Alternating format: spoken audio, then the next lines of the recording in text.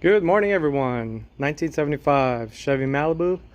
We will be doing a aftermarket cassette player install, 6x9 speakers and tweeters, along with an amp and sub. Here is the 6x9s. That's the cassette player. Also doing one of these amps to drive the 10-inch sub. So everything is pretty much old school. So they should sound pretty good.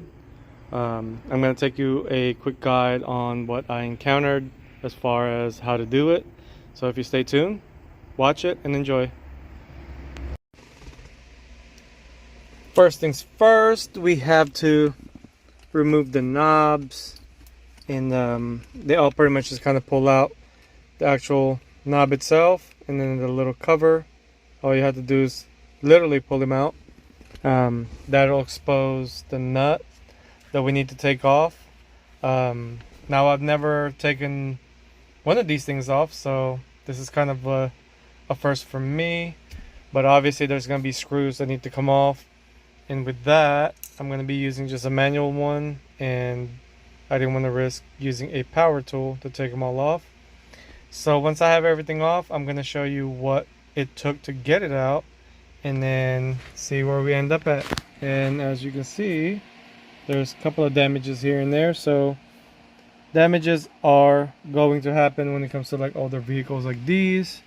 So you just kind of have to do what's necessary to prevent any more damages. But so far, let's go ahead and start taking all these screws off and then go from there. So as you can see, I got the dash bezel pretty much removed. It's actually a lot easier than I expected. Like I said, it was only held by the screws. I kind of laid them out how they came off. So you do have to move the shifter down just so it can slide up, just like the newer Chevys and GM. I'm still trying to figure out how to take the radio off, being that it is a pretty large unit. These nuts are 16 millimeter. These two, and then I'm trying to figure out what the size to remove the bolts to hold some of the components to the AC control, so that way I can pull it out. It looks like I can access the radio and remove it from this opening, so I'm gonna try that and see how far I get with that, because obviously it's not going down here, or else you're gonna be taking off the whole dash. But I'll see what I can do with this one and then report back on what I find.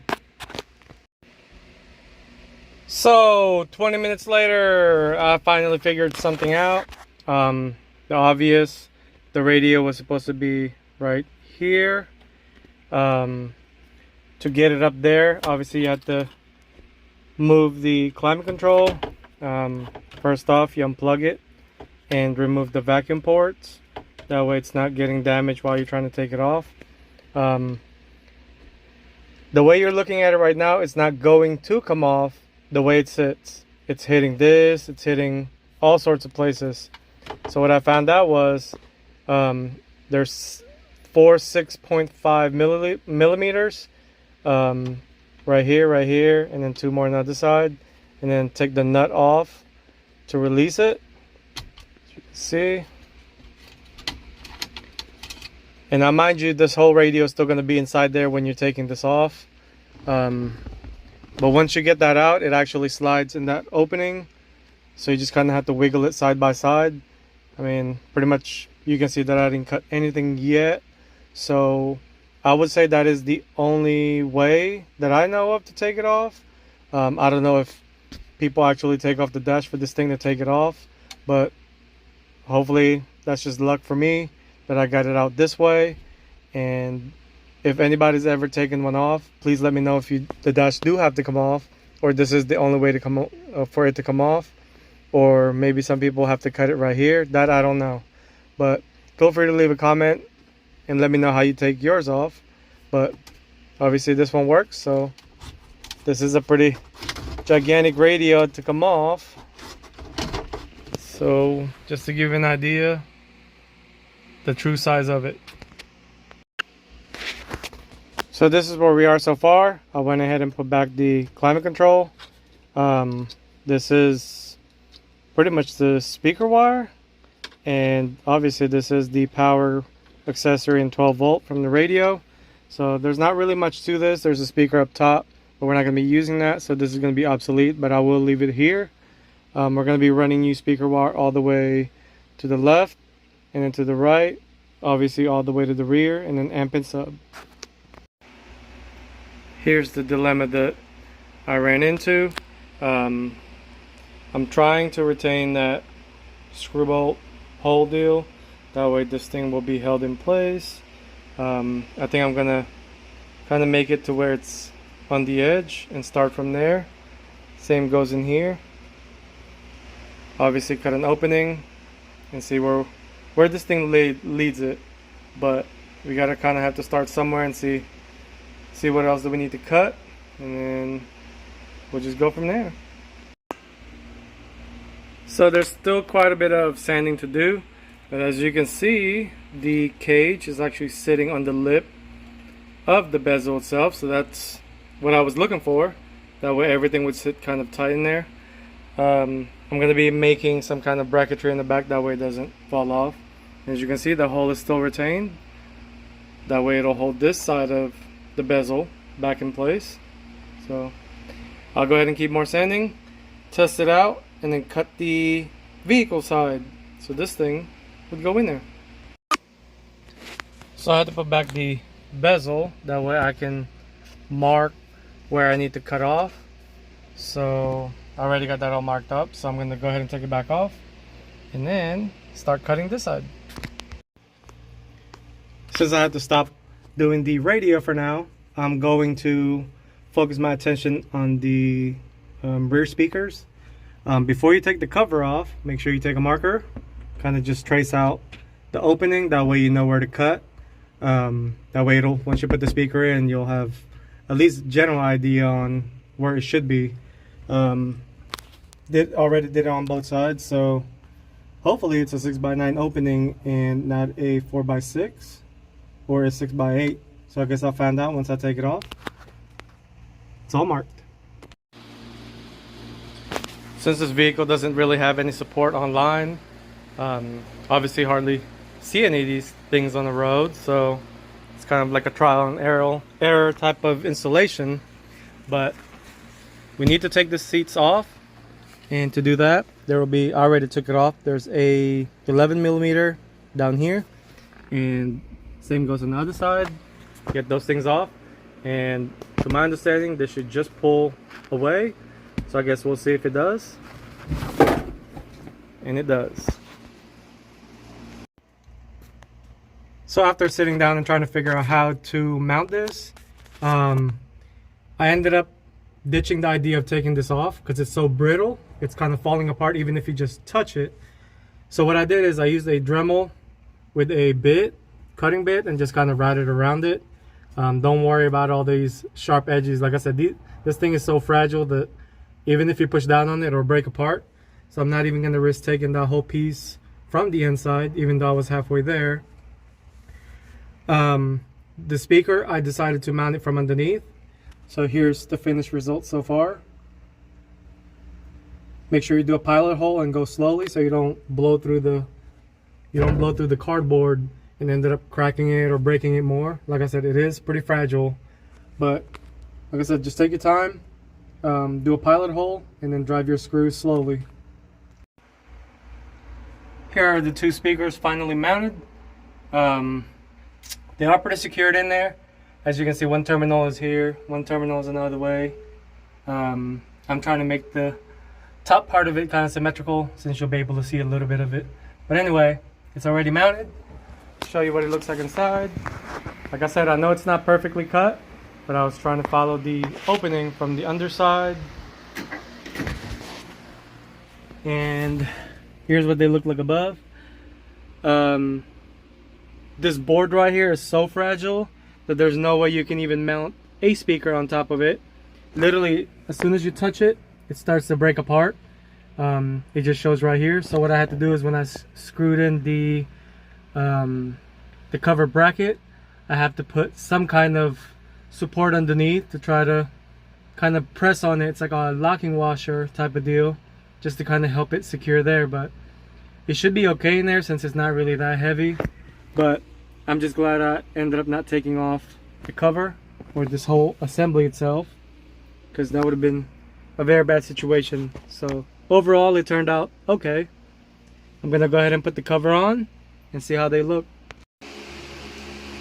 Now that the rear speaker is done, we're gonna go ahead and move on to the amp and sub portion. So I went ahead and ran the power wire from this angle, going beside the headlight, underneath.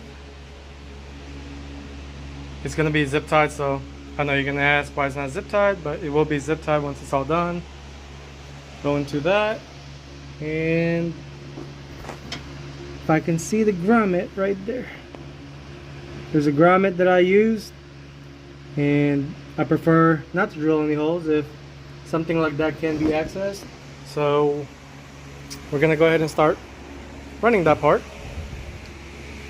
Gonna take off this door sill and then run the remote wire and the ground along with the high level input wires. So just kind of prepping all the wires. As you can see, I have the wires right here. The two black ones are going to be for the rear speaker, and the blue one is going to be for the sub. So I already ran that underneath. Two of them are right here. Here's all the power wire for the amp, obviously the sub, the high level input wire going to the stereo, the ground, and the remote wire. So that's teed off here, goes to the amp that's going to be mounted under the seat. The two speakers from the back obviously are running all the way there, remote wire, everything in between. Here's the ground. This will all be covered, that way I'm just kind of zip tying it so everything stays in place and I know how long to route it.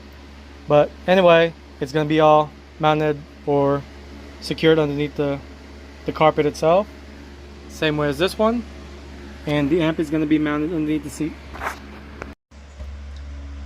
So I got the wiring ran to the trunk. As you can see, that's where I ran it, just behind the back seat itself. So it's going to have a split loom to kind of protect it, but just get an idea on where you can run it without taking the seat off. I just went ahead and wired up the rear speakers, so they are pretty much ready to be wired up to the radio. That wire on the bottom, the blue one, is going to be for the sub, so I'm not going to mess with that right now. I went ahead and screwed it in from the top with the holders, that way it's not dangling.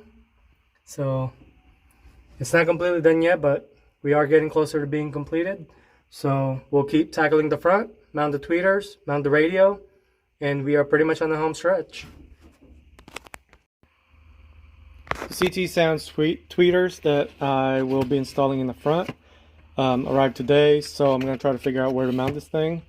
I'm thinking about putting it in the 8-pillar just to kind of add a little bit more highs over the 6x9, so kind of just check it out. Obviously it comes with a couple of mounting baskets, and then obviously the tweeter, and it looks like it does have a inline filter in between. So let's go ahead and try to figure where to mount this thing, and I'll show you where that will be. So I just finished mounting the tweeters and the pillar. Both of them are mounted. I already got all the wires kind of ready. I did have to run a speaker wire, the speaker wires to the back, and these two are for the radio since the factory plug is dead, so I had to run a fused 12-volt accessory and a constant. The black wire in the harness, actually the ground works, so I will be using that. I just needed some power, which these two are.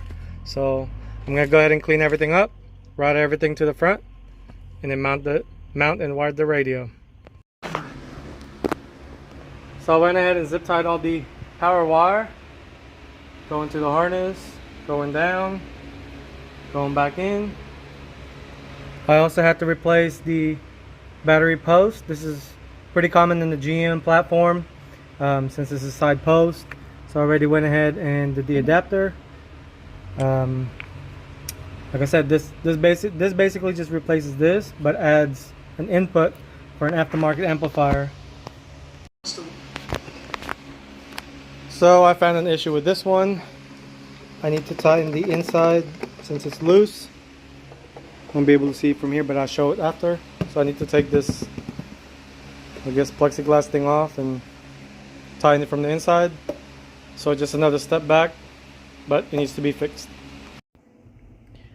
Since I decided to mount the amplifier underneath the seat, I went ahead and added just a piece of ABS square, just so the amp has somewhere to kind of screw onto instead of screwing it onto the metal, trying to prevent any more holes in this car, prevent rust and things like that. So I went ahead and double-sided tape it to hold it on the metal part, so pretty much the amp has somewhere to screw onto.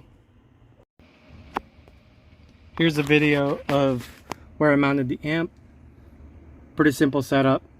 This one doesn't have a built-in fan, so mounting it in the back might contribute to overheating. So I went ahead and put it in here. That way it'll kind of cool it down and has a little bit more breathing room, but the ABS plastic is underneath, so it kind of sandwiches between the carpet. So no drilling, no screwing on metal, prevents more rust. But other than that, this is pretty much done. And like I said, the radio's right there. Shout out to Detail Dudes. Hit them up if you need anything detailed. That's their number. Overall, this is pretty much completed, and I'll do a quick last recap of everything just so you can see everything completed. Just to do a quick recap, this vehicle is pretty much completed. Just to kind of do a quick tour on it. The amp and sub mounted right here. Obviously you needed the GM battery terminal post adapter deal. So the wire's running in, zip tied here. It goes down all the way to the other side, all zip tied in. And the reason why I did that, it was producing way too much heat and I didn't want to risk melting the split loom and the wire, being that the exhausts are directly below it.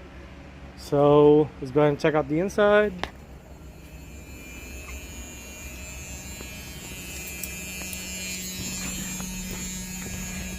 Here is the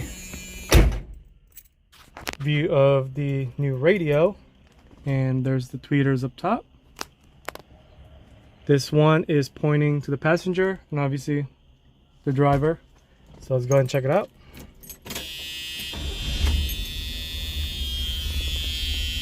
We blame the stems. I mean, this is the question. You're on air with Ryan Seacrest. From the world of John Wick comes a Peacock original set in 1970s New York. A young Winston Scott takes on the world's most dangerous hotel in the Continental from the world of John. And yes, this is a cassette player. That's what the customer wanted, so that's what I provided. Like I said, this one is very important to retain. This one is what holds this dash piece. Now, if you can just imagine without this screw right here, this will be flapping everywhere. So let's go ahead and check out the trunk. Here's the shot of the speakers behind it. And here is the Audioban sub that he had. Now this was not done by me, so I'll go ahead and I pretty much just resealed it. And here's the picture of the radio, the old one. But overall, it took me a couple of days to finish this project. This was the most one I was kind of scared of, being that that thing is so fragile. But I think I executed it just right. No damages, no more further cracking or deteriorating. But overall, if you guys have any questions, feel free to leave a comment, ask any questions, and I would try my best to answer all of them. So other than that, that's the wrap of the 1974 Malibu.